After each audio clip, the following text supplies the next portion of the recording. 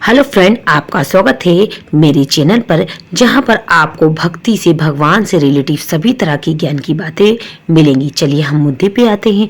आज का जो हमारा टॉपिक है, अक्षय नवमी 2024 में कब है और इसके कब करना है, इसके क्या फल मिलता है और अक्षय नवमी के दिन हमको क्या क्या काम करना चाहिए, किस तरह हमें वहाँ पर अक्षय नवमी के दिन आंवले के पेड़ की पूजा करनी है, वहाँ पर बैठ के खाना खाना है, क्या खाना बनाना है, किसको बुलाना है, क्या दान करना है, मैं सारी बातें आपको पूरे विस्तार के पर बताऊंगी। चलिए हम जानते हैं कि अक्षय नवमी इस बार 2024 को किस दिन पड़ रही है। अक्षय नवमी इस साल 10 नवंबर को पड़ रही है, दिन रविवार होगा और इस दिन हमको वहाँ पर आप पूजा करना चाहिए आंवले के पेड़ के नीचे।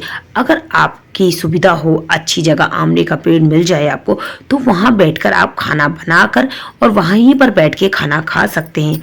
अगर आपके पास ज़्यादा सुविधा है, आपको कोई पंडित मिल जाए, तो आप किसी पंडित को भी बुलाकर वहाँ पर अगर बैठा के खाना खिलाते हैं तो उसी करोड़ों गुना फल मिलते हैं। और अगर आप स्थायी लक्ष्मी चाहते हैं तो इस दिन वहाँ पर आपको श्री सुत्तम का पाठ करना चाहिए। अगर आप अक्षय नवमी के दिन आंवले के पेड़ के नीचे बैठकर अगर श्री सुत्तम का पाठ करते हैं तो आपको स्थायी लक्ष्मी सदैव आपके घर में बनी रहेगी। और बहुत सारे लोगों के सवाल होते हैं कि हम आंवले के पेड़ के नीचे नहीं जा सकते, वहाँ पर बहुत सारी झाड़ हैं, बहुत, तो हम क्या करें। कोई परेशानी की बात नहीं है, आप सिंपल जाके वहाँ पूजा करिए और वहाँ पर कोई भी चीज़ मीठी ले जाइए, वहाँ भोग प्रसाद लगाइए और वहीं पर बैठ के खा लीजिए। अगर आपके पास थोड़ी सुविधा है तो आप बाकायदा वहाँ पर गोबर से लीप के वहाँ पर कलश रख कर बाकायदा भगवान की पूजा करिए।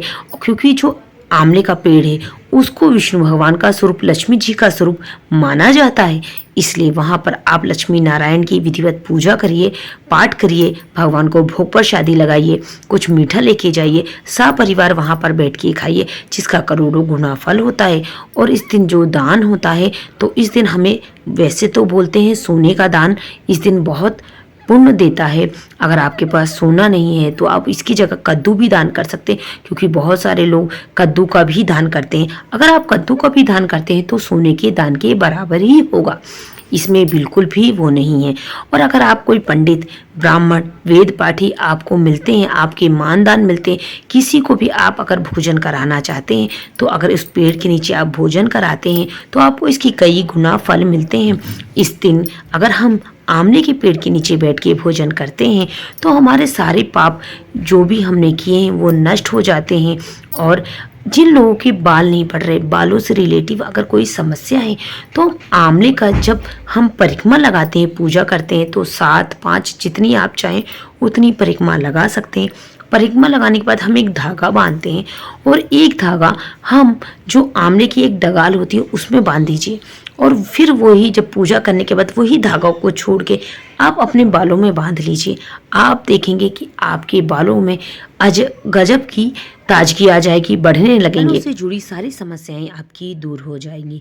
तो इस दिन हमको आंवले के पेड़ के नीचे दीपदान भी करना चाहिए। इसलिए अगर आप चाहें तो 3, 5 जितने चाहें उतने दिए आंवले के पेड़ के नीचे जलाना चाहिए। कार्तिक महीने में आंवले के पेड़ की अलग ही महिमा होती है। इस दिन हमें पूरी श्रद्धा के साथ सुबह शाम कभी भी हमें समय मिले तो आंवले की पूजा करना चाहिए और वहाँ पर बैठ के कुछ मीठा ज़रूर खाना चाहिए। धन्यवाद।